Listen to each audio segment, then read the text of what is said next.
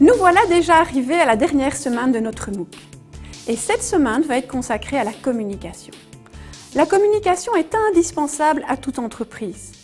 On confond souvent, comme je vous l'ai dit dans la toute première leçon de ce MOOC, marketing et publicité. Pourtant, c'est une erreur.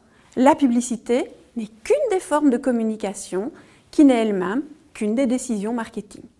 Dans cette leçon, nous allons définir la communication et présenter le mix de communication à disposition des entreprises. Commençons par la définition de la communication. La communication consiste pour les entreprises à envoyer des signaux aux consommateurs par l'intermédiaire d'un canal.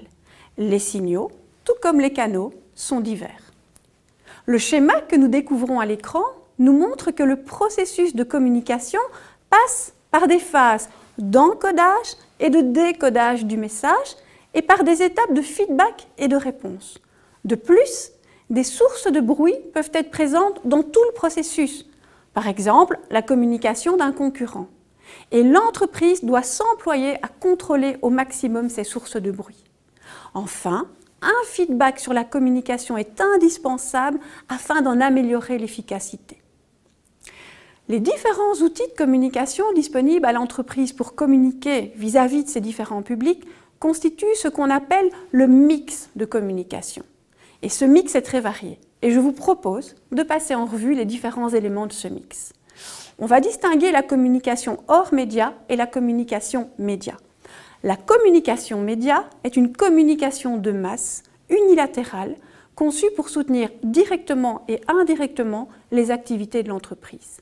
Si la publicité média occupe toujours une part importante des investissements des entreprises, l'encombrement médiatique conduit les entreprises à se tourner vers la communication hors média. Dans la communication hors média, on retrouve la promotion des ventes.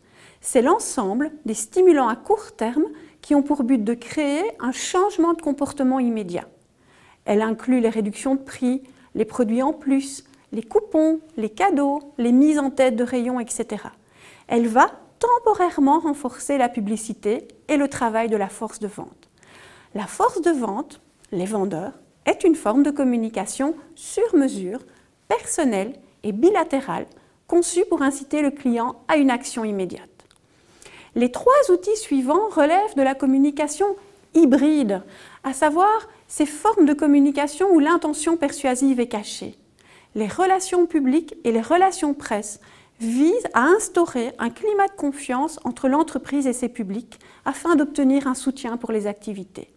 Les journalistes, en particulier, via les relations presse, sont une cible importante des actions de communication de l'entreprise. Le sponsoring consiste pour l'entreprise à financer en partie ou totalement une activité sportive, culturelle ou autre en y associant son nom.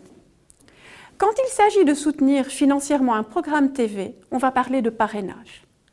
Le placement de produits, comme son nom l'indique, permet aux entreprises de placer leurs produits dans des films, des séries ou des émissions TV. Notons quand même que le placement de produits dans les émissions TV n'est pas autorisé dans tous les pays.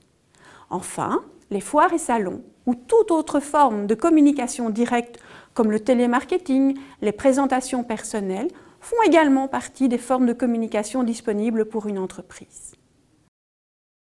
Maintenant que nous avons passé en revue les différents éléments du mix, vous vous demandez certainement quels éléments choisir parmi le mix de communication marketing. Il n'y a pas de réponse unique à cette question et tout dépend des objectifs de la communication. C'est ce que nous verrons dans la deuxième leçon cette semaine.